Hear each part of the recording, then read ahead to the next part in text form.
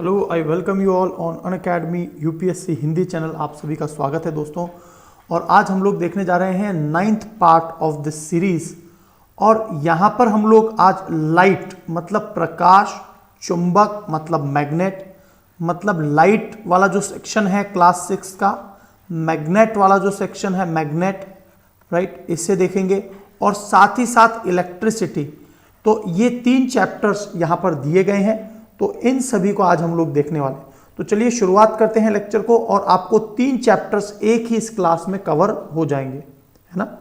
तो can you here my audio and video? क्या आपको मेरा वीडियो दिखाई दे रहा है? Can you see my audio and video और नॉट?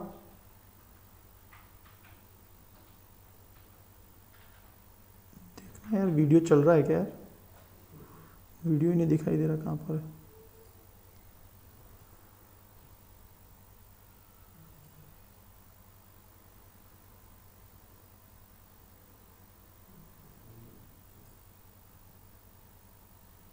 इंटरनेट में दिक्कत है क्या? स्लो चल रहा है?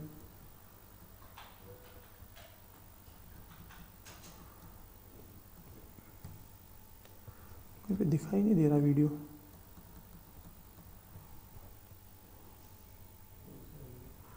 है नहीं, दिखाई नहीं दे रहा वीडियो, पता नहीं। हाँ, मैं यूँ ही बोलता रहूँ। हाँ, लाइव भी 2 चल रहा है, अपन नहीं चल रहा है लाइव ना। दिखाई दे रहा, दिखाई दे रहा है। अब आया है। हेलो, म्यूजिक अच्छा है, थैंक यू सो मच। वो कुछ समस्या, ऐसा लग रहा था कि कुछ समस्या चल रही है, लेकिन अब ऐसा नहीं है, माफ़ी चाहता हूँ मैं। ऑल क्लियर सर जी। हाँ, मेरे को क्या हुआ, मैं मेरे फ़ोन में देख रहा था, मुझे कहीं वीडियो नहीं नज़र आ रहा था और इसीलिए थोड़ा सा ये समय खराब हो गया। Good morning to all of you. Pari, Archit, Kumar, Arun जी, थोड़ी देर के लिए माफ़ी चाहता हूँ मैं। अब चलिए शुरुआत करते हैं। तो आपको क्लियर हो गया होगा, लाइट, मैग्नेट और इलेक्ट्रिसिटी। बिल्कुल वीडियो दिख रहा है मुझे, एक्चुअल में मेरे फ़ोन में कहीं पर भी ये नहीं मिल रहा था। चलिए शुरुआत करते हैं। तो साइंस में हम लोग 6 चैप्टर में आज क्या पढ़ने जा रहे हैं? देखिए, मैग्नेट, एक तो चुंबक के बारे में पढ़ेंगे, है ना, जो 6 क्लास में दिया हुआ। शॉर्ट नोट्स, एकदम बुलेट पॉइंट नोट्स को पढ़ेंगे। ओके, बिल्कुल, thank you so much Sonu, Kumar, Arun ji, बहुत बहुत धन्यवाद। It is all clear, thank you so much. और फाइनली यहां पर एक और चीज दिखाई दे रही होगी आपको कि इलेक्ट्रिसिटी वाला चैप्टर प्लस मैं आपको है ना, इलेक्ट्रिसिटी का चैप्टर, मैग्नेट और साथ ही साथ में लाइट, है ना, प्रकाश। तो ये सारे सेक्शन कवर हो जाएंगे, ठीक है। चलिए, तो उड़ान की टीम बिल्कुल अपना काम कर रही है, आप भी अपना काम कर दीजिए। लाइक, शेयर, सब्सक्राइब जरूर कर दीजिए और दोस्तों में जरूर शेयर कर दीजिए। पूरी टीम बहुत अच्छे से काम कर रही है। और my name is Rudra Gautam. आप मेरा जो रेफरल कोड है दोस्तों, RP Sir 10, इसकी मदद से बहुत सारे कोर्सेज में, जो फ्री कोर्सेज चल रहे हैं, इस रेफरल कोड की मदद से आप एनरोल हो सकते हैं। तो इसको जरूर याद रखा करो हमेशा, जब भी कभी आपको अनअकैडमी पर कुछ भी यूज करना है, आप इस रेफरल कोड को जरूर याद रखिए। उत्तम कुमार जी बोल रहे हैं, उनका नाम भी ले लेते हैं। जब उत्तम ही नाम रख दिया तो आप उत्तम हैं, आपके नाम की आवश्यकता नहीं है बोलने की। उत्तम कुमार जी का नाम जरूरी था बोलना और मैंने बोल दिया, लीजिए। तो आगे चलते हैं। यहां पर हम लोग 5 PM और 8 PM दोस्तों, एनवायरमेंट और इकोलॉजी का कंप्लीट सिलेबस क्लास में 8 PM पर करवा रहा हूं। और 5 PM पर मेरा स्पेशल क्लास हमेशा आता है अनअकैडमी लर्निंग ऐप पर, तो ये लेक्चर्स जरूर देख लेंगे, है ना। आगे चलते हैं। इस रेफरल कोड की मदद से आप आइकॉनिक प्लस और GS के सब्सक्रिप्शन, साथ में ऑप्शनल, इन सभी को आप एनरोल कर सकते हैं। आपके लिए सबसे बेहतरीन और हंड्रेड्स ऑफ फैकल्टीज के द्वारा बनाए गए कोर्सेज हैं ये, और लगातार आप लाइव क्लासेस उनकी देख सकते हैं। तो जब भी आप प्लस, आइकॉनिक या ऑप्शनल सब्सक्रिप्शन लें, तब आप इस रेफरल कोड का प्रयोग करें। मेरा इससे पहले भी अनअकैडमी पर एक पूरा कोर्स चला था। अभी 5 दिसंबर से भी आप नया कोर्स देख रहे होंगे, इसमें आप एनरोल कर सकते हैं। सो RP Sir 10 की मदद से जितने भी भारत के एग्जाम्स हैं, आप उन सभी में मेरा रेफरल कोड अप्लाई कर सकते हैं। और आप वाकई में एक जेन्युइन अटेम्प्ट देना चाहते हैं और बहुत से स्टूडेंट को बीट करके अपना जो टेक्निकल एज है उसको आगे ले जाना चाहते हैं, तो आपको जरूर अनअकैडमी पर सब्सक्रिप्शन लेना चाहिए। आप अपने पेरेंट्स को जरूर बता सकते हैं। तो चलिए शुरुआत करते हैं। तो यहां पर शुरुआत हो रही है प्रकाश से, लाइट, राइट, प्रकाश की बात कर रहे हैं।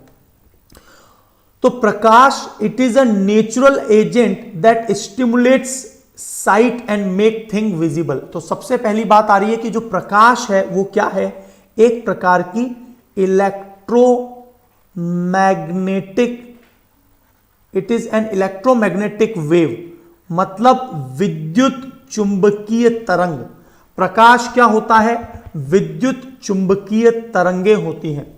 और प्रकाश में आपको याद रखना है कि प्रकाश की जो स्पीड है वो 3 × 10⁸ मीटर पर सेकंड की गति से प्रकाश ट्रैवल करता है। किलोमीटर में पूछ लिया जाएगा तो 3 × 10⁵ किलोमीटर प्रति सेकंड। इसका मतलब यह है 1 सेकंड में प्रकाश 3 लाख किलोमीटर ट्रैवल कर लेता है। 3 लाख किलोमीटर ट्रैवल कर लेता है। यस और नो, 5 जीरो आ गई ना, 3 लाख किलोमीटर ट्रैवल कर लेता है। अब प्रकाश के लिए आपको यह भी बात याद रखनी, जब ये इलेक्ट्रोमैग्नेटिक वेव है तो यहां पर एक स्पेक्ट्रम भी आपको पता होना चाहिए। तो जो लाइट तिरंगे हैं उनमें सबसे पहले आती है रेडियो वेव्स, रेडियो वेव, उसके बाद में आती हैं माइक्रोवेव, माइक्रोवेव, फिर इंफ्रारेड। जो भी गर्म चीज है, मानव का भी शरीर का तापमान 37 डिग्री सेंटीग्रेड रहता है, तो लगातार मानव या किसी भी गर्म चीज से कौन सी तरंगे निकलती हैं, आप बताएंगे, इंफ्रारेड, अवरक्त किरणें। और ये अवरक्त किरणें वही हैं जो हमारे रिमोट कंट्रोलर में होती हैं, राइट। तो इंफ्रारेड हो गया। इंफ्रारेड के बाद आता है दृश्य तरंगे, विजिबल रेज, जिसे हम लोग विबग्योर मतलब violet, indigo, blue, green, yellow, orange, red, VIBGYOR. और ये सातों रंग, 8 जो रंग हैं, ये सातों जो रंग हैं, इस 7 रंगों से मिलकर प्रकाश बनता है मोनोक्रोम, एक वर्णी प्रकाश। तो जो विबग्योर है, मतलब ये जो रंग हैं अलग अलग, इन्हें सबसे पहली बार न्यूटन ने बताया था। उसके बाद में आती हैं एक्सरेज, और एक्सरेज और दृश्य तरंगों के बीच में एक और होती है अल्ट्रावायलेट, यूवी रेज आती है पहले। यूवी रेज के बाद में एक्स रेज, रोएंटजन ने जिसे खोजा था, उसके बाद गामा तरंगे, और फाइनली कॉस्मिक किरणें। तो इस प्रकार से इलेक्ट्रोमैग्नेटिक स्पेक्ट्रम में आपको, यदि मैं तरंग दैर्घ्य के आधार पर बताऊं तो रेडियो वेव, फिर माइक्रोवेव, फिर इंफ्रारेड, फिर दृश्य तरंगे विजिबल रेज, उसके बाद में ultraviolet, X rays, gamma rays, और फिर कॉस्मिक किरणें। कॉस्मिक मतलब है ना, कॉस्मिक किरणें। तो ये सभी जो है पाया जाता है, राइट। अब देखिए, प्रकाश एक इलेक्ट्रोमैग्नेटिक वेव है, और आपसे बहुत बार पूछा जाता है 1 लाइट ईयर क्या होता है। 1 लाइट ईयर क्या मतलब होता है 1 लाइट ईयर का? 1 वर्ष में जितना प्रकाश अपनी दूरी तय करती है, तो समय कितना हो गया? 1 वर्ष। 1 वर्ष किससे मल्टीप्लाई होगा? प्रकाश की गति कितनी है? 3 × 10⁸ मीटर पर सेकेंड, ये प्रकाश वर्ष है। तो प्रकाश वर्ष का मतलब क्या हो गया? 365। 1 वर्ष में कितने दिन होते हैं? 365। और 365 जो दिन है उसमें घंटे कितने होते हैं? 24। 24 घंटे में मिनट कितने होते हैं? 60। और 60 मिनट में सेकंड कितने होते हैं? 60। और प्रकाश की तरंग 1 सेकंड में कितना ट्रैवल करती है? 3 × 10⁸। तो ये जो कैलकुलेशन आया है, इसे ही प्रकाश वर्ष कहते हैं। और प्रकाश वर्ष दूरी का मात्रक है। प्रकाश वर्ष किसका मात्रक है दोस्तों? डिस्टेंस का मात्रक। और ये कितना आता है हमेशा? इसको हम निकालते हैं तो 9.46 × 10⁻15 मीटर्स। तो आपसे कभी पूछा जाए कि प्रकाश वर्ष जो है वो कितनी दूरी है, तो 9.46 × 10⁻15 मीटर। और इसे किलोमीटर में लिखेंगे तब 9.46 गुणा 10 की पावर 12 किलोमीटर। तो ये अपने आप में एक वर्ष में प्रकाश द्वारा तय की गई दूरी को ही 1 लाइट ईयर कहा जाता है। लाइट ईयर, ये पॉइंट क्लियर हो गया। This is 1 light year. 9.46 into 10⁻12 kilometre, और मीटर के अंदर 10 की पावर 15। ये सारे पॉइंट्स आपको क्लियर हो गए होंगे। अब देखिए, दूरी का, डिस्टेंस का मात्रक होता है दूरी मापने का। तो डिस्टेंस का है ना, डिस्टेंस, दूरी, दूरी का एक और मात्रक है जिसे हम कहते हैं पारसेक। और पारसेक क्या होता है दोस्तों? 1 parsec is equals to 3.26 into 1 light year. ठीक है, 1 लाइट ईयर। अब ऐसा है तो यहां पर आपको बस ये याद रखना है कि दुनिया का सबसे बड़ा, इस हम लोग जो मापते हैं उसमें दूरी का सबसे बड़ा मात्रक क्या आ जाता है? पारसेक। पारसेक दूरी का सबसे बड़ा मात्रक है जब 3.26 का मल्टीप्लाई एक प्रकाश वर्ष में किया जाता है। जय हिंद सभी को, good morning to all of you. Ravi Bhushan, Deepa, Uttam, Sana Khan, Aditi Kumar, Arun. ठीक है, नो इट इज नॉट 3.2। हाँ, मतलब आप कह सकते हैं 3.2 कह सकते हैं, लेकिन 3.26 ज्यादा मोर एक्यूरेट है, 3.26। ठीक है, चलिए। तो प्रकाश एक प्राकृतिक एजेंट है, और प्रकाश की 2 अवधारणाएं आपको पता होनी चाहिए। और वो 2 अवधारणाएं क्या हैं? कि प्रकाश तरंग मतलब वेव नेचर भी दिखाता है, और प्रकाश कण पार्टिकल नेचर भी दिखलाता है। तो प्रकाश तरंग भी और पार्टिकल दोनों ही नेचर अपने बतलाता है। तो जो तरंग है, राइट, जो तरंग है वो वेव की तरह से हमेशा आती ही है। और कण का मतलब यहां पर होता है फोटोन। फोटोन, आपसे एक प्रश्न पूछा जा सकता है कि जो फोटोन होता है, राइट, एक बहुत इंपॉर्टेंट पॉइंट मैं आपको ऐड कर देता हूं कि जो फोटोन होता है वो सबसे इंपॉर्टेंट है। जब सूर्य से निकलने वाली तरंगें फोटोन के रूप पर पृथ्वी पर आती हैं, तो जितने नंबर ऑफ फोटोन्स हमारे सोलर प्लेट से टकराते हैं, एक बात याद रखना, कहीं पर ज्यादा गर्मी पड़ रही है उससे हमारे जो सौर ऊर्जा है वो ज्यादा नहीं बनता। जितने नंबर ऑफ फोटोन्स ज्यादा स्ट्राइक करते हैं उनसे ही बनता है ज्यादा मात्रा में विद्युत। तो ये पॉइंट्स आपको जरूर याद रखने हैं, राइट। कुछ एक मैं बहुत इंपॉर्टेंट पॉइंट्स जो मिस कर रहा हूं उसे भी मैं आपको बता देता हूं, ताकि आपका कोई सा भी पॉइंट यहां पर मिस ना हो, है ना। प्रकाश से रिलेटेड कोई सा भी पॉइंट एक मिस ना हो। कुछ बहुत ही इंपॉर्टेंट पॉइंट है, तो चलिए इनको पढ़ लेते हैं हम लोग। तो सबसे पहला पॉइंट है प्रकाश का कणिका सिद्धांत। नोट कर लेंगे, प्रकाश का कणिका सिद्धांत।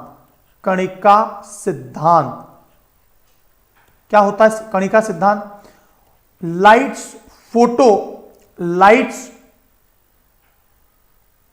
Lights particle concept. तो प्रकाश का जो कणिका सिद्धांत या पार्टिकल कॉन्सेप्ट है वो किसने दिया था? न्यूटन ने। याद रखना, न्यूटन ने प्रकाश का कणिका सिद्धांत दिया था। एक इंपॉर्टेंट बात आप लोग ये भी याद रखना कि प्रकाश में, लाइट में जो ये दृश्य तरंगे हैं, दृश्य तरंगें मतलब जो विजिबल रेज हैं, दृश्य तरंगों का कॉन्सेप्ट भी न्यूटन ने ही दिया। प्रकाश का कणिका सिद्धांत भी न्यूटन ने ही दिया है। हाइगेन, अब एक बात और याद रखना दोस्तों, प्रकाश की जो तरंग प्रवृत्ति है, तरंग प्रवृत्ति, प्रकाश की जो तरंग प्रवृत्ति है, इस सिद्धांत को सबसे पहले दिया था, प्रकाश की तरंग प्रवृत्ति ये दिया था हाइगेन ने। हाइगेन, ये बात और याद रखेंगे। तो प्रकाश का पार्टिकल थ्योरी न्यूटन ने दिया, प्रकाश की वेव थ्योरी हाइगेन ने दी, और प्रकाश का जो ड्यूअल नेचर है, dual nature of light, dual nature of light, वो दिया था de Broglie. De Broglie, de Broglie ने प्रकाश का ड्यूअल नेचर, द्वैत सिद्धांत, जिसमें तरंग और कण दोनों प्रकृति हैं, वो डी ब्रोगली ने दिया। पार्टिकल थ्योरी न्यूटन ने दी, और साथ ही साथ में जो तरंग सिद्धांत है वो हाइगेन ने दिया। इसके बाद में आप बहुत ज्यादा सुनते होंगे प्रकाश का क्वांटम कॉन्सेप्ट, प्रकाश का क्वांटम कॉन्सेप्ट दिया था मैक्स प्लैंक ने। मैक्स प्लैंक है ना, मैक्स प्लैंक जो बहुत ही दुनिया के महानतम साइंटिस्ट माने जाते हैं।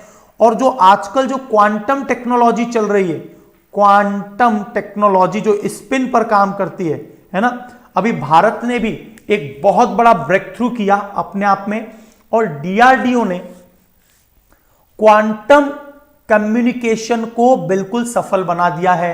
आने वाले 6-7 साल में बिल्कुल आपको रियलिस्टिक एग्जाम्पल देखने को मिल रहे होंगे।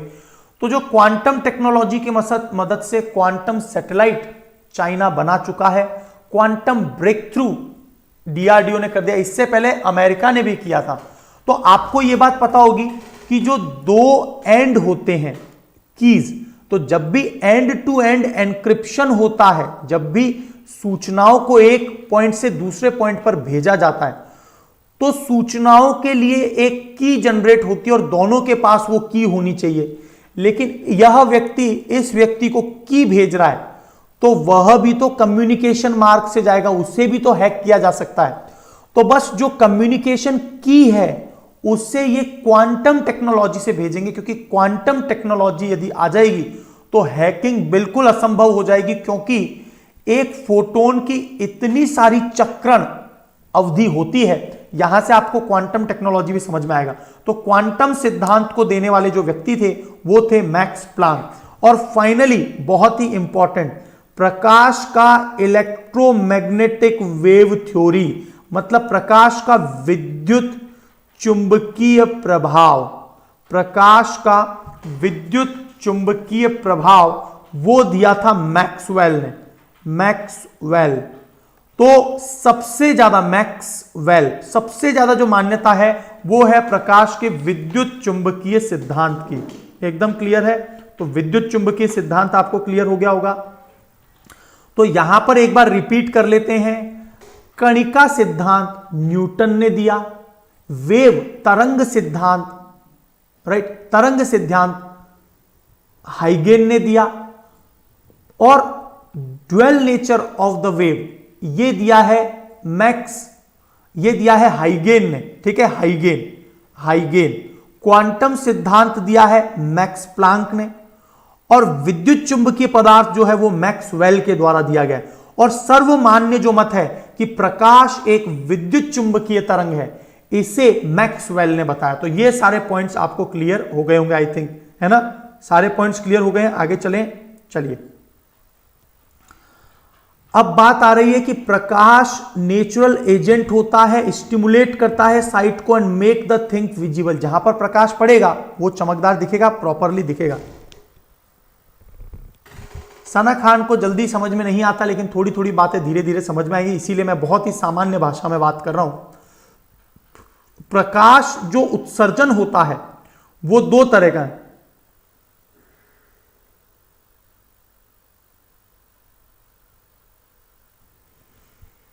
हैकिंग कंपैरेटिवली आसान है। डेविल सिंह पूछ रहे हैं कि क्या हैकिंग आसान है क्या? बिल्कुल, आज की तारीख में, अभी वर्तमान में कंपैरेटिवली जो डिजिटल इलेक्ट्रॉनिक्स मीडिया है उसमें हैकिंग आसान है, क्योंकि 0101 ही होता है, वहां पर चक्रण अवस्था और आ जाती है, तो फोटोन्स को हैक करना वो बहुत कम आसान है। तो इसीलिए हैकिंग, जब क्वांटम टेक्नोलॉजी आ जाएगी तो ये समझिए हैकिंग नामुमकिन सा हो जाएगा, कोई भी हैक नहीं कर पाएगा चीजों को। ठीक है, नमस्कार शालिनी जी को, नमस्कार, प्रणाम सभी को। चलिए, तो यहां पर हम लोग प्रकाश को दो भागों में बांट रहे हैं। गुड मॉर्निंग सभी को दोस्तों, नमस्कार। चमकदार वस्तुएं वो वस्तुएं जिनमें अपना स्वयं का प्रकाश होता है, ल्यूमिनस ऑब्जेक्ट या चमकदार वस्तुएं कहलाती हैं। और वे वस्तुएं जिनमें अपना स्वयं का प्रकाश नहीं होता है, नॉन ल्यूमिनस ऑब्जेक्ट कहलाती हैं। जो प्रकाश को अपने में से नहीं गुजरने देता है वो अपारदर्शी या ओपेक कहलाता है। एकदम क्लियर? तो यहां पर जो चमकदार वस्तु है, ल्यूमिनस ऑब्जेक्ट है, वो अपने स्वयं के प्रकाश से चमकती हैं, जैसे कि बल्ब है ना, और सन, टॉर्च, और यहां पर जो जुगनू होते हैं फायर फ्लाइज वो। गैर चमकदार वस्तुओं में कौन सा आ गया? जो मून, सूर्य के प्रकाश से चेयर, टेबल, इन पर प्रकाश पड़ता है तब ये चमकती हुई दिखाई देती है। जय हिंद सभी को। अमन सिंह जी जय हिंद यार। चलिए, तो पारदर्शिता आपको एकदम क्लियर हो गया होगा। Opaque, object that do not allow light to pass through. और ऐसे कौन से हैं? जैसे बुक के आर पार, दीवार के आसपास, या फिर ईंटों के आर पार प्रकाश नहीं जा सकता, तो वो अपारदर्शी हैं। सभी को गुड मॉर्निंग यार, आज तो बहुत सारे गुड मॉर्निंग नजर आ रहे हैं। Very good very good. चलिए आगे बढ़ते हैं। पारदर्शी, ऑब्जेक्ट्स या सामग्री जिनके माध्यम से प्रकाश पूरी तरह से गुजर सकता है, बिल्कुल ट्रांसपेरेंट जो होते हैं, जैसे कांच से, जैसे पानी की कोई पतली लेयर है उसमें से, है ना, या फिर, तो वो क्या कहलाते हैं? पारदर्शी।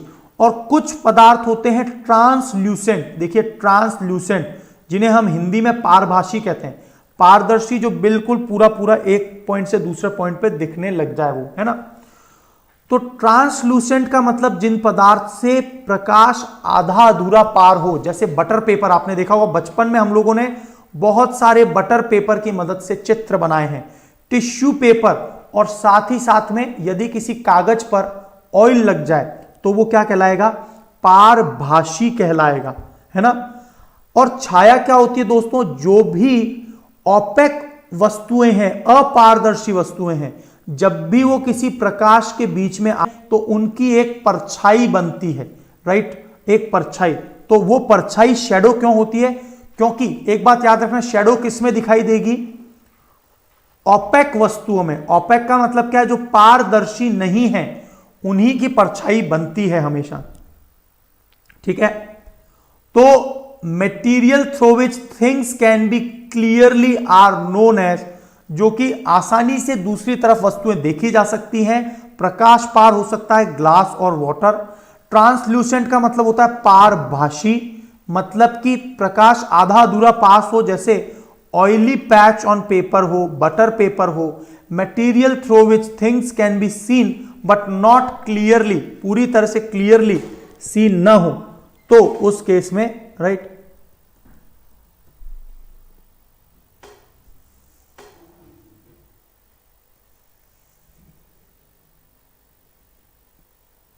नेटवर्क की थोड़ी सी समस्या आई है, बिल्कुल आई है नेटवर्क की समस्या। अब आप रिफ्रेश कर लीजिए, एक बार रिफ्रेश कर लीजिए, है ना, रिफ्रेश कर लीजिए, बिल्कुल सही दिखाई देने लग जाएगा। रिफ्रेश कर लीजिए दोस्तों एक बार, है ना, शायद अब नेटवर्क वापस सही हो गया है ना। चलिए आगे बढ़ते हैं। चलिए, तो opaque, material through which things can not be seen or known as opaque, जिनके परे नहीं देखा जा सकता तो वो ओपेक कहलाएगा, है ना। अब देखिए बहुत इंपॉर्टेंट पॉइंट, छोटे प्रकाश स्रोत। एक बात याद रखना, जो छोटा प्रकाश स्रोत है, जैसे टॉर्च हुआ या हमारे घर में बल्ब हुआ, ये छोटे लाइट के सोर्सेज हैं। और जो बड़े लाइट के सोर्सेज हैं, बड़े लाइट के सोर्सेज हैं, है ना, बड़े लाइट के जो सोर्सेज हैं जैसे सूर्य। तो यहां पर एक बात याद रखना, बहुत अच्छा एक डायग्राम बताता हूं मैं आपको, कि जब भी कोई बड़ा लाइट का सोर्स होता है, जैसे यहां पर सन दिखाई दे रहा है, तो यदि बड़ा सोर्स होगा तो यहां पर एक तो मेन मेजर डार्क वाला पॉइंट बनेगा, उसे बोलेंगे अम्ब्रा, ठीक है। और आप देखेंगे कि एक बड़ा वाला जो कि कंपैरेटिवली कम डार्कर है वो बनता है, वो, है ना, पेनुम्ब्रा कहलाता है। पेनुम्ब्रा एकदम क्लियर है। पेनुम्ब्रा और अम्ब्रा क्या है, यहां पर क्लियर होगा आपको, कि जब भी कोई एक बड़ा प्रकाश का स्रोत है तो उसके कारण दो अलग अलग परछाइयां बनती हैं, एक तो बड़ी परछाई और एक छोटी परछाई, है ना। तो इसे बोलते हैं, जो छोटी परछाई है जो बिल्कुल डार्क होती है, अम्ब्रा, और जो शैडो हल्का लाइट होता है वो पेनुम्ब्रा। तो ध्यान से देखिए, छोटे प्रकाश स्रोत से due to the smaller light source केवल और केवल one dark shadow is form, और उसे क्या बोलते हैं, अम्ब्रा कहते हैं। जबकि बड़े प्रकाश स्रोत से जो डार्क शैडो है वो लाइटर हल्का बनता है, उसे पेनुम्ब्रा कहते हैं। ठीक है, तो पेनुम्ब्रा आपको क्लियर हो गया होगा। तो जो फीकी या हल्की छाया वाला है, तो ये जो फीकी या फिर हल्की छाया वाला क्षेत्र है, राइट, जो चंद्रमा के कारण बना है, इसके एंगल के कारण, तो वो कहलाता है पेनुम्ब्रा। जबकि जो डार्क वाला है, बिल्कुल जो पृथ्वी के ऊपर कारण बनेगा, है ना। आप एक बात बताइए, सूर्य पृथ्वी के बीच में मून आ गया है, चंद्रमा आ गया है, तो इसके कारण क्या होता है, सूर्य ग्रहण, यस और नो, सूर्य ग्रहण, solar eclipse, solar eclipse, penumbra और अम्ब्रा। बिल्कुल, इसको मैं हिंदी में आपको नेक्स्ट लेक्चर में जरूर मैं मेंशन कर लेता हूं कि हिंदी में मैं आपको जरूर बता दूंगा। ठीक है, सूर्य ग्रहण या फिर सोलर एक्लिप्स, सोलर एक्लिप्स।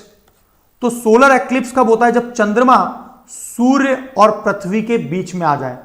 जबकि यही मून यदि पीछे, पृथ्वी के पीछे यहां चला जाएगा, और जब मून चंद्रमा और सूर्य, चंद्रमा और सन के बीच में यदि पृथ्वी आ जाएगी ग्रीन वाली, उस केस में होता है चंद्र ग्रहण। तो ये पॉइंट क्लियर हो गया आपको, है ना। चलिए, तो देखिए, जब भी चंद्रमा पृथ्वी और सूर्य के बीच में आ जाता है तो यह कहलाता है सूर्य ग्रहण, है ना, सोलर एक्लिप्स। और यदि यही मून जब घूम के पीछे की तरफ यहां आ गया तो पृथ्वी का पूरा शैडो इस पर पड़ेगा। और याद रखना, पूर्णिमा के दिन जो आपको पूर्ण चंद्रमा दिखता है, वहां पर हमें चंद्र ग्रहण दिखेगा। तो हमेशा याद रखना, हमेशा पूर्णिमा के दिन ही, पूर्णिमा के दिन ही हमें चंद्र ग्रहण दिखता है। जबकि सूर्य ग्रहण, याद रखना, सूर्य ग्रहण, सोलर एक्लिप्स हमें सदैव अमावस्या के दिन दिखता है, अमावस्या। क्योंकि पृथ्वी से कौन सा भाग दिखाई दे रहा है हमें, चंद्रमा का पीछे वाला। क्या कभी ये चमकता हुआ दिखाई देगा, नहीं। तो एक्चुअल में ये वाली कला पृथ्वी से अमावस्या की बनती है, जो सूर्य और पृथ्वी के बीच में आ जाता है ना। बिल्कुल ठीक है, पेनुम्ब्रा और है ना, अम्ब्रा आपको एकदम क्लियर हो गया होगा। आगे चलते हैं। तो ग्रहण वाली स्थिति आपको क्लियर हो गई, जिसे एक्लिप्स कहते हैं। A shadow formed in the space that make the sun और the moon invisible for some time. एक ऐसी परछाई जो सूर्य या चंद्रमा को अदृश्य बना दे, वही एक्लिप्स कहलाता है। ठीक है, सूर्य ग्रहण में जब सूर्य पृथ्वी के बीच में चंद्रमा आ जाए तब, और चंद्र ग्रहण में जब पृथ्वी, जब अर्थ, राइट, जब अर्थ मून और सन के बीच में आ जाए, इस केस में चंद्र ग्रहण होगा। चंद्र ग्रहण हमेशा, मैंने आपको क्या बता दिया, चंद्र ग्रहण हमेशा पूर्णिमा के दिन, और सूर्य ग्रहण हमेशा अमावस्या के दिन। ठीक है, ये बात याद रखना है। ठीक है, फुल मून जब होता है, फुल मून, तब होता है चंद्र ग्रहण। ठीक है, तो इस प्रकार से प्रकाश का परावर्तन, किसी वस्तु के सतह पर पड़ने वाले प्रकाश की किरणों को वापस से जो भेजना है, आपने देखा होगा, यदि कोई सरफेस है धरातल और उस पर किसी सूर्य की किरणें, किसी की भी किरणें, किसी भी प्रकाश सोर्स, उत्सर्जक की किरणें पड़ रही हैं, तो जिस कोण पर, मान लीजिए 30 डिग्री एंगल पर प्रकाश गिर रहा है, तो 30 डिग्री एंगल पर ही टकराकर वापस जाएगा। वैसे ही यदि प्रकाश, यदि 60 डिग्री पर गिरेगा तो अभिलंब के सापेक्ष, अभिलंब का मतलब परपेंडिकुलर के सापेक्ष, ये 60 डिग्री पर ही निकलेगा। तो ये आपको पॉइंट सारे क्लियर हो गए होंगे, है ना।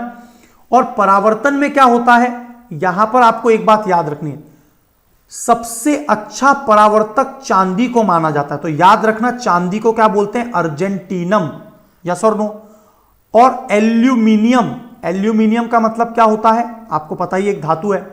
तो अर्जेंटीनम और एल्यूमिनियम दोनों ही एक अच्छे परावर्तक हैं, और इसीलिए जो हमारी ग्लास इंडस्ट्री होती है, जो कांच इंडस्ट्री है उसमें जो आपको जो ये पीछे वाली पारदर्शी लेप लगाया जाता है जिससे आपको पूरा कांच बराबर दिखता है, अपना शरीर वगैरह सब कुछ दिखता है, हम अपने चेहरे को निहारते रहते हैं, तो वो सभी चीज जो है वो एल्यूमिनियम और अर्जेंटीनम का लेप ही पीछे वाली भाग पर लगाया जाता है। ठीक है, बिल्कुल बिल्कुल। First shadow is called umbra, जो डार्क होता है, जो लाइटर वन है, हल्का शैडो है, वो पेनुम्ब्रा कहलाता है। ठीक है, और ये कब और कब होता है, दो शैडो कब बनते हैं, जब कोई बहुत बड़ा स्रोत हो, है ना, जब कोई बहुत बड़ा स्रोत हो तब। प्रणाम शांति सिंह जी, नमस्कार।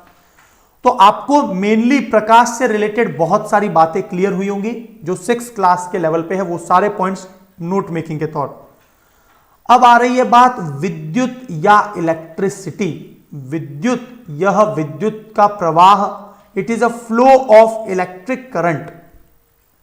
कैसे होता है दोस्तों, एक बात याद रखना, बहुत इंपॉर्टेंट कॉन्सेप्ट को समझा देते हैं। हाँ बिल्कुल, सोलर एक्लिप्स के समय, लूनर एक्लिप्स के समय पेनुम्ब्रा, है ना, ये दिखाई देता है।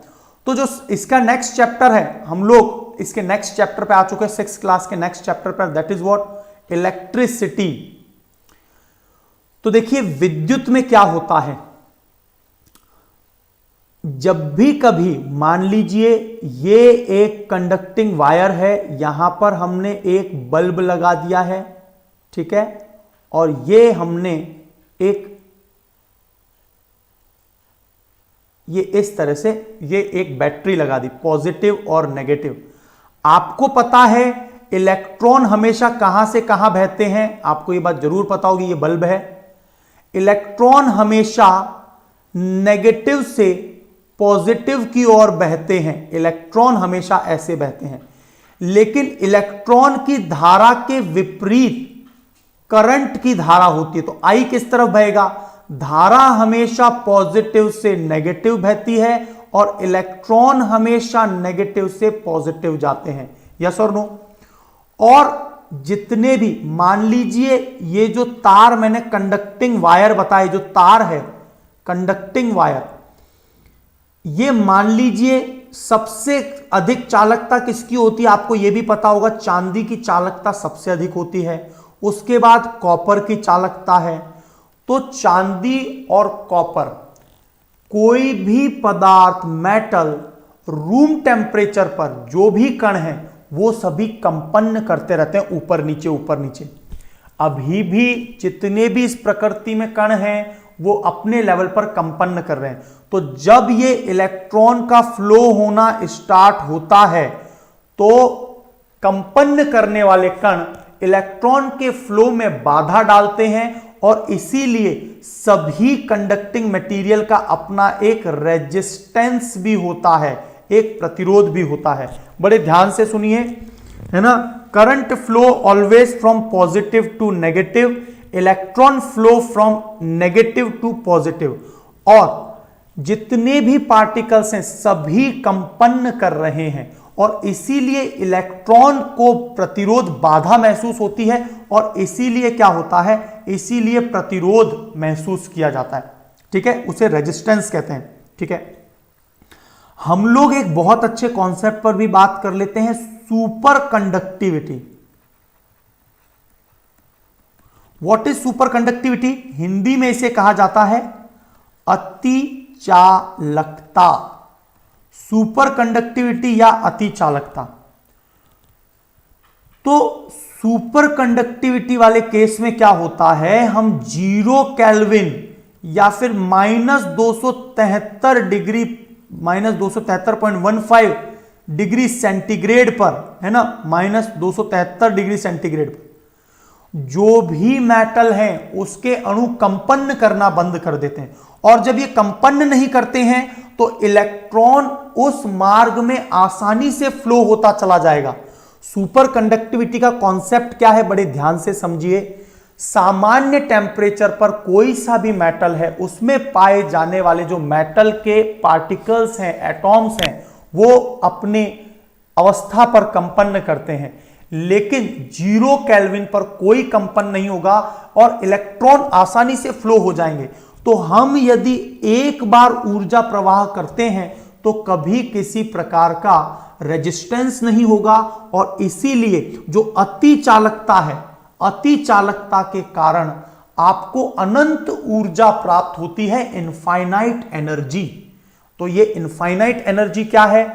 यदि आप सोचिए रेफ्रिजरेटर, फ्रिज, कूलर, पंखा और खास बात maglev trains, bullet trains, hyperloop trains, इन सभी में यदि जो कंडक्टिंग मटेरियल है वो यदि 0 केल्विन पर हो, या फिर वो पदार्थ इस प्रकार का बनाया जाए कि उसमें कंपन खत्म हो जाए, अति चालकता का गुण दिखलाए, तो उस समय पर प्रतिरोध 0 हो जाएगा और हमने एक बार जो ऊर्जा बनाई है वो कभी खत्म ही नहीं होगी, क्योंकि ऊर्जा का लॉस होता है वो प्रतिरोध के कारण होता है। इलेक्ट्रॉन जो बार बार कणों से टकरा के अपनी ऊर्जा को लॉस करते हैं वो इसलिए प्रतिरोध दिखाई देता है।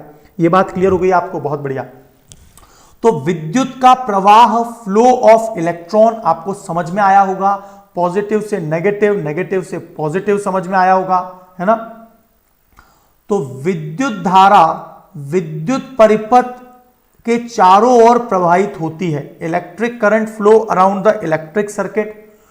और विद्युत जो परिपथ है वो हमेशा उसमें एक कंडक्टिंग वायर होता है, विद्युत धारा के लिए एक विद्युत सेल होता है, और एक दूसरे टर्मिनल को जोड़ने के अलावा एक की या फिर एक कुंजी पाई जाती है, जो यदि खुली हुई है, मतलब सर्किट क्लोज है, तो धारा बहेगी। जब भी हम लोग बटन को ऑन करते हैं तो इसका मतलब यह है कि धारा प्रवाहित हो रही है। यदि कुंजी को ऑफ कर देंगे तो वो धारा प्रवाहित नहीं होगी। तो इस प्रकार से कंप्लीट परिपथ एक सर्किट काम करता है। इसे इलेक्ट्रिकल सर्किट भी कहते हैं। तो what all are the component of electricity? तो सबसे पहला है कनेक्टिंग वायर, जो विद्युत का प्रवाह संचालन करेगा, और यह एक चालक तार होगा, कंडक्टिंग वायर। यस और नो? दूसरा आया कोई भी बल्ब या कोई भी रेजिस्टेंस जो लोड उठाए, जिससे पता चल सके कि क्या धारा प्रवाहित हो रही है या नहीं हो रही है। यदि बल्ब से धारा प्रवाहित होगी तो आपको पता है बल्ब के खोजकर्ता कौन थे दोस्तों? एडिसन। और बल्ब के बारे में आपको क्या पता है कि बल्ब के अंदर टंगस्टन धातु पाया जाता है, टंगस्टन। और टंगस्टन धातु का जो मेल्टिंग पॉइंट है वो 3310 डिग्री सेंटीग्रेड है।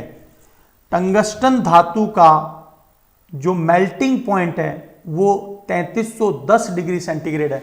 तो कितनी भी उच्च लेवल की इलेक्ट्रिसिटी प्रवाहित की जाए, टंगस्टन जो है वो मेल्ट होके बर्न नहीं होता, और इसीलिए बल्ब में हम इसका प्रयोग करते हैं। स्विच ऑन या ऑफ करने से आपको पता है, यदि स्विच ऑन है इसका मतलब सर्किट क्लोज है, और सर्किट क्लोज है तो परिपथ धारा प्रवाहित होगी। ठीक है। सेकंड है स्विच यदि ऑफ है, स्विच यदि ऑफ है तो सर्किट क्या होगा? ओपन होगा और परिपथ में धारा नहीं बहेगी। तो स्विच कुंजी जो है ऑन ऑफ का काम करता है, ब्रिज का काम करता है, राइट। विद्युत सेल में क्या होता है दोस्तों? जब भी हम विद्युत सेल को रिप्रेजेंट करते हैं तो केवल ऐसे करते हैं, विद्युत सेल बोला है तो। और विद्युत बैटरी यदि बोला है तो हम लोग ऐसे रिप्रेजेंट करते हैं। विद्युत बैटरी में बहुत सारे सेल से मिलकर ही विद्युत बैटरी बनी होती है। और एक electric current is carried by conductor. तो ये जो कंडक्टिंग वायर है जिसमें इलेक्ट्रॉन का प्रवाह हो सकता है, उसमें से धारा प्रवाहित की जाती है। ठीक है।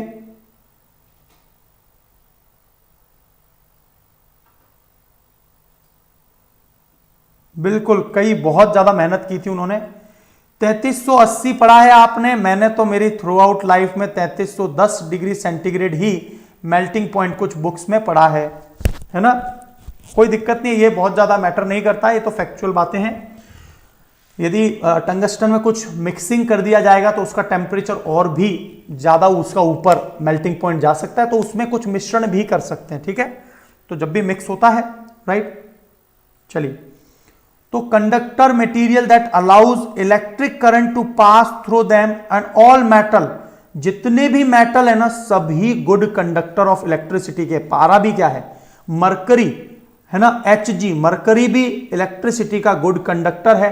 जबकि कार्बन की बात करें तो कार्बन का जो ग्रेफाइट होता है, कार्बन का जो अपर रूप है ग्रेफाइट, अपर रूप ग्रेफाइट, वो भी इलेक्ट्रिसिटी का सुचालक है, लेकिन डायमंड इलेक्ट्रिसिटी का कुचालक है ना। चलिए, तो इंसुलेटर द्वारा विद्युत धारा को रोका जा सकता है। Electric current is stopped bye insulator.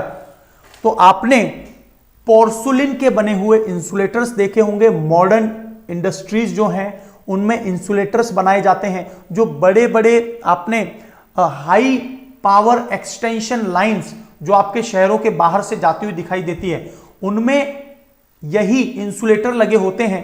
और आप देखिए एक बहुत इंपॉर्टेंट चीज, यदि आप इस प्रकार का बड़े देखते हैं तो यहां पर ये वायर ऐसे होते हैं और नेक्स्ट थंबा ये है, राइट। तो वायर एक ऐसे लटका है, अब ये वायर सीधा ना जाकर ऐसे इस पॉइंट से इस पॉइंट पर ऐसे जुड़ा होता है। क्यों? क्योंकि ये इतने ज्यादा ताकतवर इलेक्ट्रिसिटी जा रही है कि इस पूरे क्षेत्र में, और चूंकि वो स्टील एल्यूमिनियम के बने होते हैं, करंट उसमें से भी पास हो सकता है। और जहां पर भी उच्च ताकतवर इलेक्ट्रिक करंट जाता है वहां चुंबकीय क्षेत्र और विद्युत क्षेत्र का प्रभाव पड़ने के कारण नीचे वाले क्षेत्र में भी जो है इलेक्ट्रिसिटी फैल सकती है धरातल वाले स्थान पर। तो हम लोग क्या करते हैं, इस प्रकार के इंसुलेटर्स को लगाते हैं। तो इंसुलेटर एक ऐसी सामग्री होती है जैसे रबर, प्लास्टिक, लकड़ी, कांच, पॉलीथीन, पॉलीविनाइल क्लोराइड, पीवीसी आदि से विद्युत धारा को पास नहीं होने देता। इसमें सबसे बेहतरीन उदाहरण आपने एक सुना होगा बेकेलाइट का।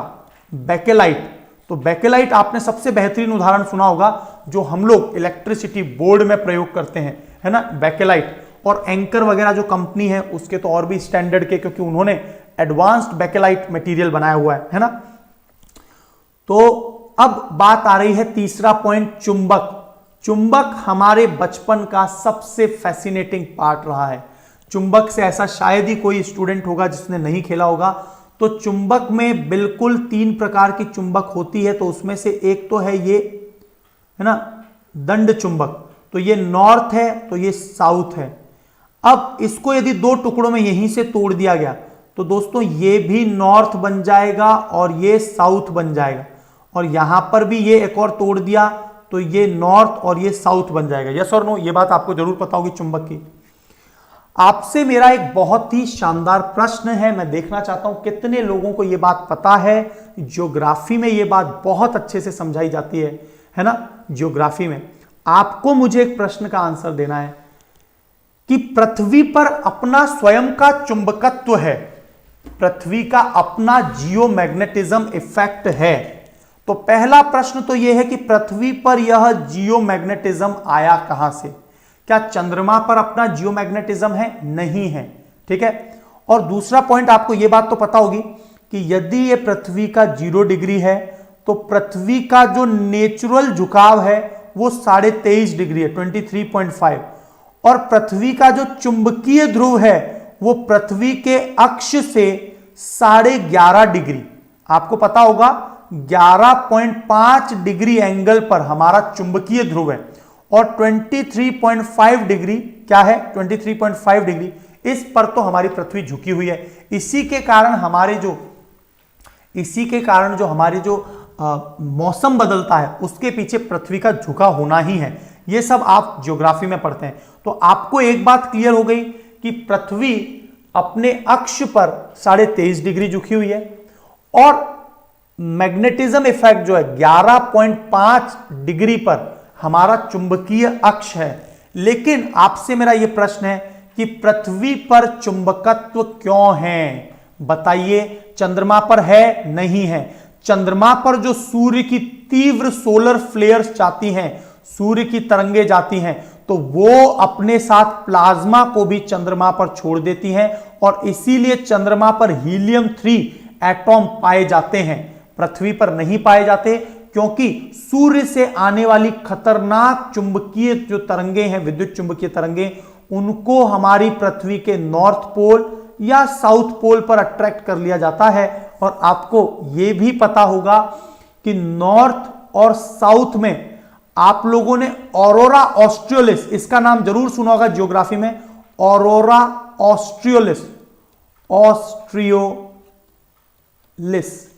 और आपने नॉर्थ पोल पर एक नाम सुना होगा ऑरोरा बोर्जियोलिस। कितनों ने सुना है कंफर्म कीजिए, बोर्जियोलिस। तो सूर्य से जो ताकतवर सोल किरणें आती हैं वो पृथ्वी के या तो उत्तर या दक्षिण वाले भाग में चमकीली लाइट दिखाई देती है, उसे ऑरोरा ऑस्ट्रियोलिस और ऑरोरा बोर्जियोलिस कहा जाता है। तो हमारे एक स्टूडेंट का बिल्कुल बहुत अच्छा आंसर है, due to the molten lava under earth and earth shows magnetic field line.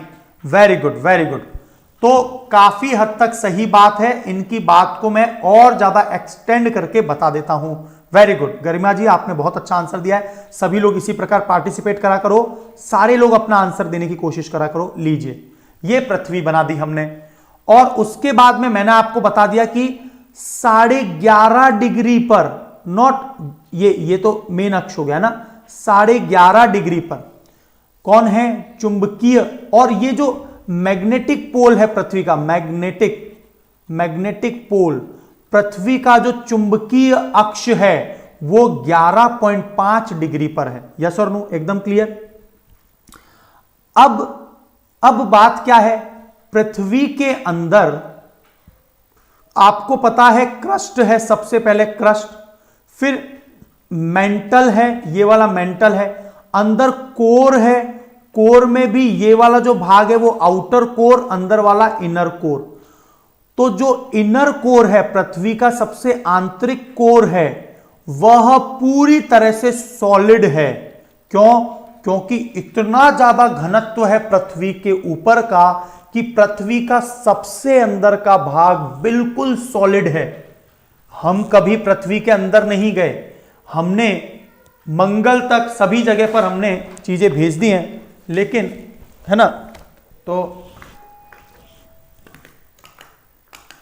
है ना, मंगल पर, ठीक है, हमने मंगल तक चले गए, हमने हमारे प्रकाश सूर्य से हेलियोस्फीयर तक चले गए, लेकिन हम पृथ्वी के अंदर नहीं जा पाए। ये प्रेडिक्शन है और बिल्कुल ये सत्य भी है कि बिल्कुल ठोस है। लेकिन जो आउटर कोर है, आउटर कोर, वो उच्च दाब तो है, लेकिन तापमान 4000 डिग्री 5000 डिग्री है, तो ये लिक्विड है। और जब पृथ्वी घूमती है तो ये जो आउटर कोर का जो लावा है वो इस प्रकार मॉल्टन घूमता, और वहां पर सबसे ज्यादा निकिल है ना, निफे, आपने जरूर नाम सुना होगा। कोर के अंदर क्या पाया जाता है, निफे। यस और नो, कोर के अंदर निकिल और फेरस, निफे पाया जाता है।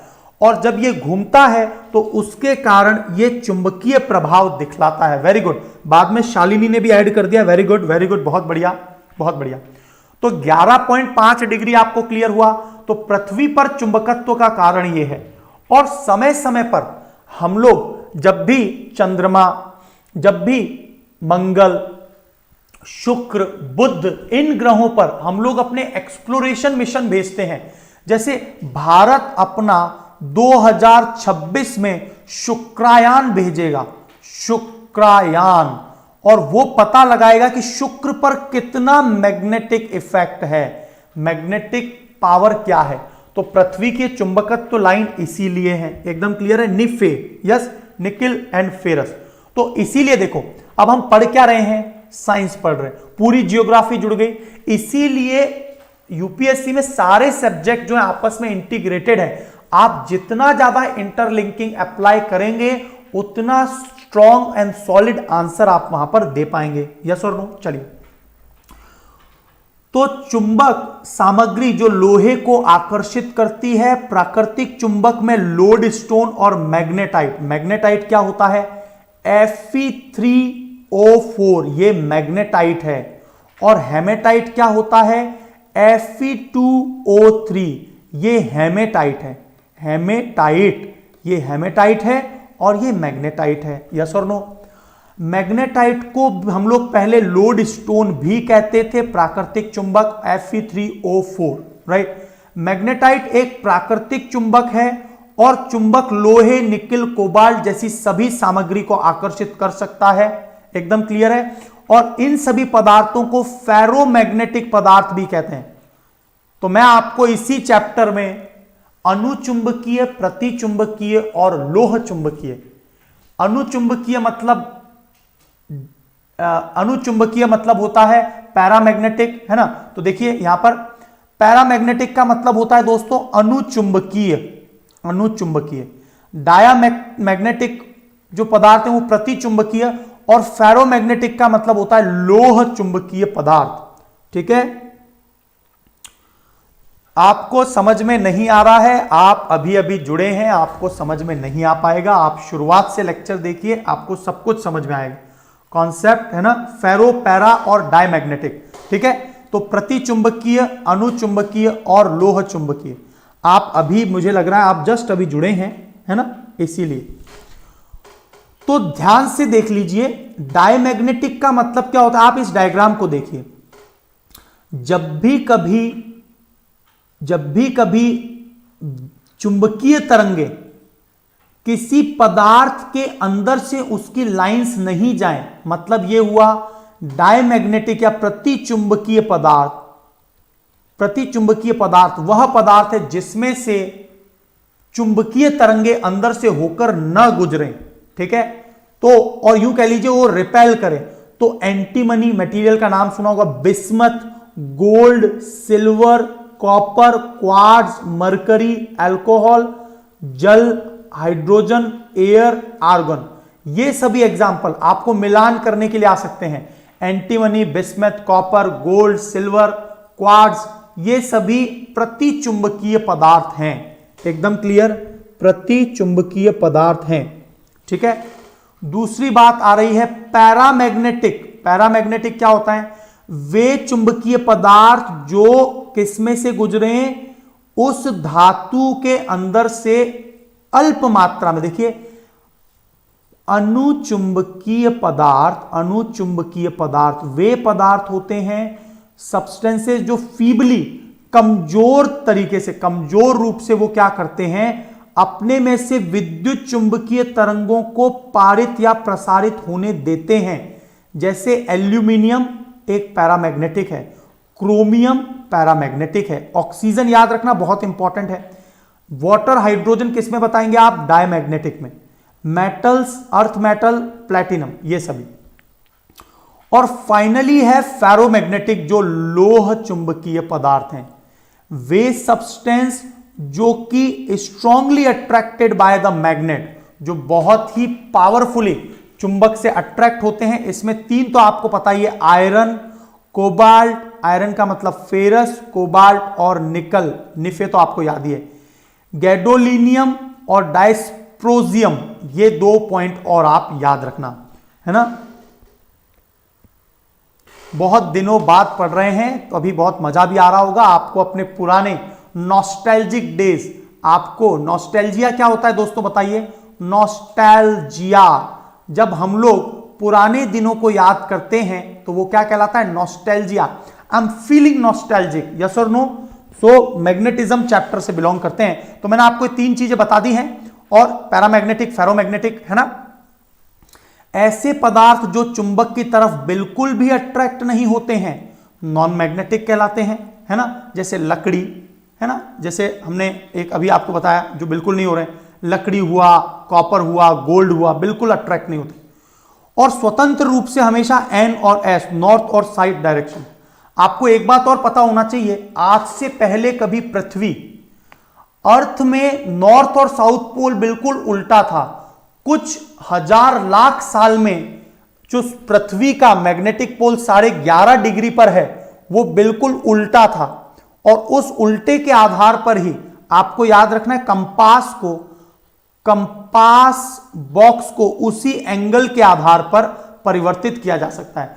तो यदि मैग्नेटिक पोल तेजी से बदल रहा है, आपने देखा होगा रशिया की तरफ मूव करता जा रहा है ना, तो ये तेजी से यदि बदलता जाएगा तो कंपास के जो मात्रा के मेजर्स हैं उसमें चेंज, परिवर्तन करने की आवश्यकता आ जाएगी। ठीक है, तो चुंबक के आकर्षण के आधार पर चुंबकीय पदार्थ कौन से हैं जो मैग्नेट की तरफ आकर्षित होते हैं, राइट? तो उनमें एग्जाम्पल कौन सा है? लोहा, निकल, और ये कोबाल्ट नहीं है दोस्त, कॉपर नहीं है, ये गलती से लिखा है, ये कोबाल्ट आएगा, ठीक है, तांबा नहीं होता, कोबाल्ट यहां पर आएगा, कोबाल्ट, राइट, कोबाल्ट, ठीक है, धन्यवाद। और राइट,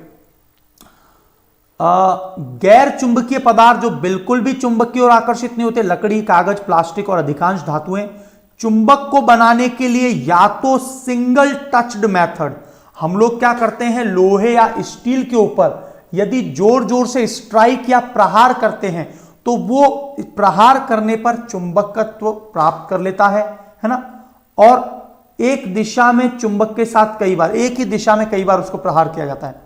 डबल टच में क्या किया जाता है दोस्तों, कोई भी एक चुंबक लिया, उस चुंबक को पहले तो क्या कर दिया जाता है, बीच में लाया जाता है। मान लीजिए इससे मुझे चुंबक बनाना है, तो एक चुंबक को लेकर सबसे पहले मैं बीच में रखूंगा, उसके बाद फिर एक दूसरे विपरीत दिशा से मध्य में स्थानांतरित करूंगा, फिर इधर से इधर, और इस प्रकार से opposite pole of the two bar of the magnet are brought together in the middle and then move from middle in the opposite direction each other, दोनों तरफ ले जाया जाता है। तो ये डबल टच विधि है, सिंगल टच में प्रहार करके। और तीसरा, हम लोग कुछ इस प्रकार की कुंडली बना लेते हैं, कुंडली, और यहां पर यदि करंट फ्लो होता है तो हम लोग क्या होता है, इसके आसपास एक चुंबकीय बल उत्पन्न हो जाता है।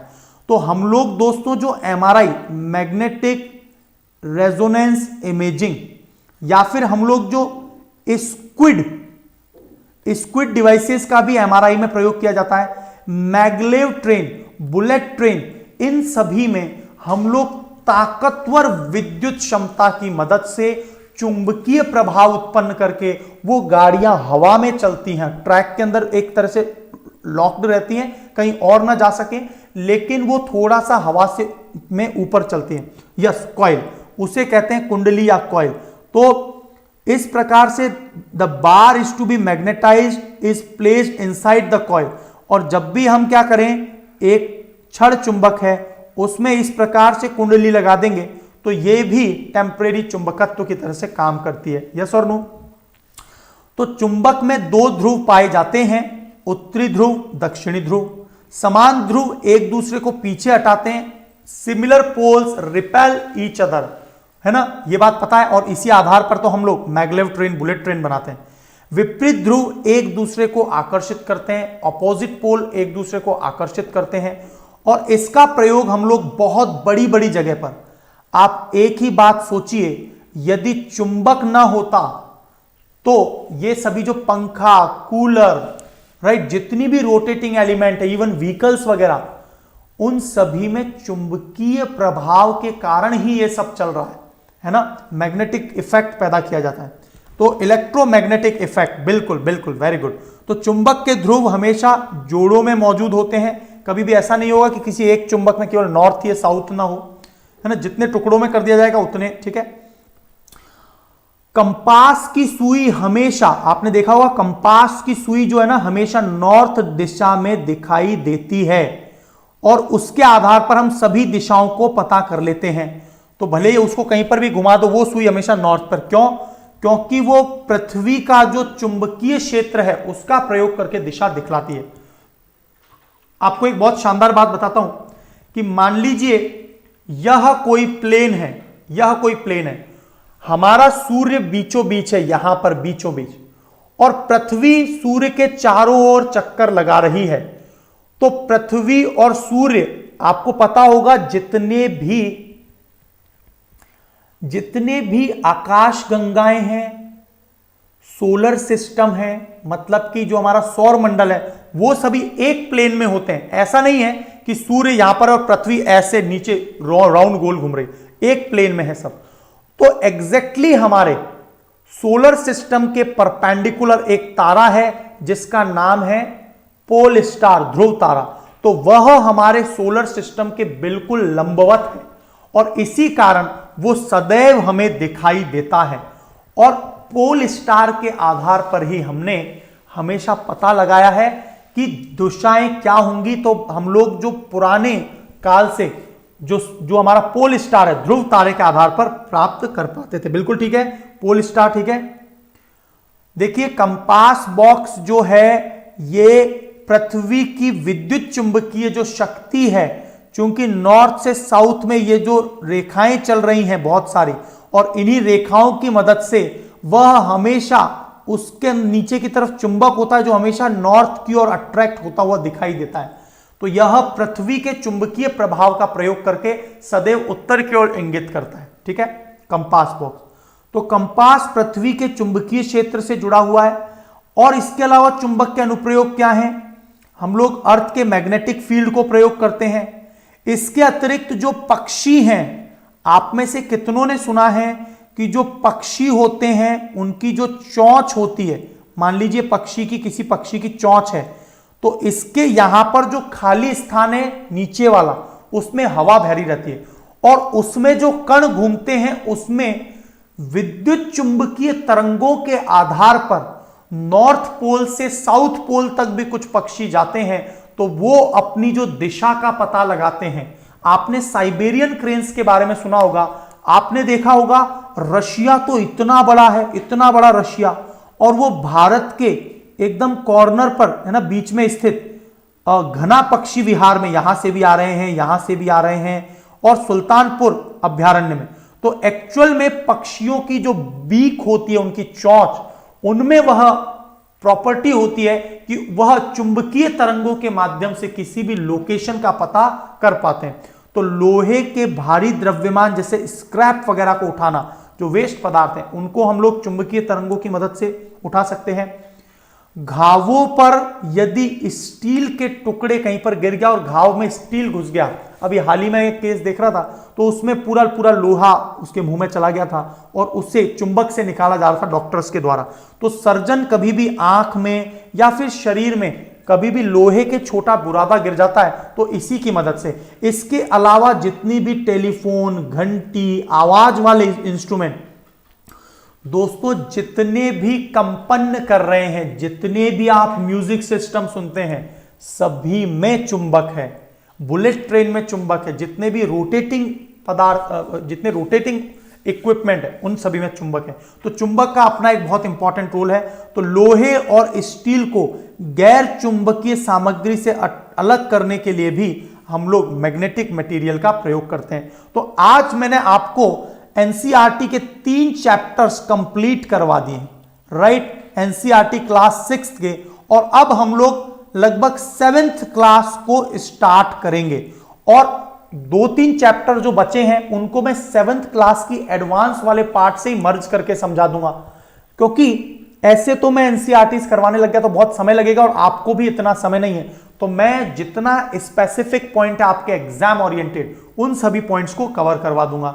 लेकिन दोस्तों आपको अभी का अभी मुझे अनअकैडमी लर्निंग ऐप पर फॉलो कर लेना है, क्योंकि वहां पर मैं 5 PM और 8 PM पर मेरी यहां पर स्पेशल क्लास लेता हूं जो बहुत इंपॉर्टेंट है मेंस के लिए, और एनवायरमेंट इकोलॉजी की क्लास 8 PM पर लेता हूं। तो आप जरूर जरूर, इलेक्ट्रोमैग्नेटिक वेव्स एकदम क्लियर हो गया होगा आपको। प्रकाश, इसका ये तो देखिए 6th क्लास, इसका एडवांस वर्जन तो हम लोग आगे पढ़ने वाले हैं। तो आप मुझे अभी का भी अनअकैडमी लर्निंग ऐप पर फॉलो कर लीजिए, और मेरा जो रेफरल कोड है उसकी मदद से आप बहुत सारे कोर्सेज में एनरोल हो सकते हैं। तो आप मेरे रेफरल कोड RPSIR10, इसको जरूर याद रखना, एक बार रीपोस्ट कर दीजिए, एक बार कमेंट बॉक्स में जो है RPSIR10 वापिस से लिख दीजिए, और 5 PM 8 PM की क्लासेस ले लीजिए। आप में से कोई प्लस का स्टूडेंट है तो प्लस की भी क्लासेस चल रही हैं, वो 8 AM पर होती है। ओके, बहुत सारा प्यार दिखा दिया है आज, थैंक यू सो मच, बहुत बढ़िया, पुराने दिन याद आ गए। You are all feeling nostalgic. तो नॉस्टैल्जिक एक नया वर्ड आपने सीख लिया, नॉस्टैल्जिक। यदि आप बोलेंगे तो मैं डेली आपको कुछ बहुत अच्छे अच्छे वोकैबुलरीज भी साथ ही साथ में क्लास में कंपाइल कराते हुए बताता रहूंगा, ठीक है। तो आपको जब भी कोर्सेज लेने हो प्लस पर, जहां पर डाउनलोड कर सकते हैं PDF, test series, live structured classes हैं, तो आपको अनअकैडमी लर्निंग ऐप डाउनलोड करना चाहिए। मेरे रेफरल कोड की मदद से, RPSIR10 की मदद से आप लोग एनरोल कर सकते हैं बहुत सारे कोर्सेज में, राइट। और साथ ही साथ डाउनलोड करने के लिए आपको एप्पल प्ले स्टोर या फिर एंड्रॉयड प्ले स्टोर की मदद से आप इंस्टॉल कर सकते हैं। और दोस्तों ये जो रेफरल कोड है, you will gain the maximum and most benefit by only and only this referral code, जहां पर मैं आपको मेंटरशिप, गाइडेंस और डिस्काउंट तो मिल ही रहा है। तो आप जब भी कोर्स लें एक बार मुझसे चर्चा कर लें, डेफिनेटली आपको ऑल पर्सपेक्टिव में सबसे ज्यादा फायदा मेरे रेफरल कोड को अप्लाई करने पे ही होगा। नॉस्टैल्जिक है ना, आरपी शरीफ, ओहो it is not RP Sharif, RP sir 10 है। आरपी शरीफ मतलब क्या हुआ, मैं समझा नहीं भाई। दीपक पांडे आप क्या कहना चाहते हैं? जीएस के कोर्सेज देखिए बहुत इंपॉर्टेंट है। यदि आप एक सीरियस एस्पायरेंट है, जेन्युइन प्रिपरेशन कर रहे हैं, अपने गार्जियन से बात करके ईएमआई मोड पर भी पेमेंट कर सकते हैं। एक बहुत ही कंप्लीट जो कोर्सेज हैं अनअकैडमी आपको प्रोवाइड करता है। ऑप्शनल के डेडिकेटेड कोर्सेज अवेलेबल हैं। डेडिकेटेड कोर्सेज में आपको भारतवर्ष के टॉप नॉस्ट फैकल्टीज ऑप्शनल में मिलते हैं। आप जब भी कभी कोई भी आपको मूड हो, कभी भी कोर्सेज को आप लेने की इच्छा जताएं और आप चाहते हैं कि आप एक सीरियस अटेम्प्ट दें 2021, 22, 23 में, एक बार आप मुझसे जरूर चर्चा कर लें। आपको डेफिनेटली सबसे ज्यादा प्रॉफिटेबल यही होगा। मुझे आप अनअकैडमी लर्निंग ऐप पर फॉलो कर लीजिए एंड आपको आइकॉनिक, जिसकी फीस जल्द ही बढ़ने वाली है, आप उसमें आपको पर्सनल कोच, डेली मेंस के क्वेश्चन एंड आंसर्स की प्रैक्टिस, सभी कुछ आपको मिलता है। लेकिन साथ में एक कोच आपकी एक कंप्लीट तैयारी भी करवाता है, राइट है ना। एक कंप्लीट तैयारी आपकी वो कोच करवाता है, जिसमें आपके आंसर्स का इवैल्यूएशन होना सबसे ज्यादा जरूरी है। ठीक है दोस्तों, तो आप जरूर इसमें एक बार यदि इंटरेस्ट हो, एक बार मुझसे बात कर सकते हैं। मेरे सभी वीडियोस और मुझे डायरेक्टली एक्सेस करना है, नीचे एक लिंक दिया हुआ है, वहां से आप अनअकैडमी पर मुझे फॉलो कर सकते हैं। ठीक है, चलिए।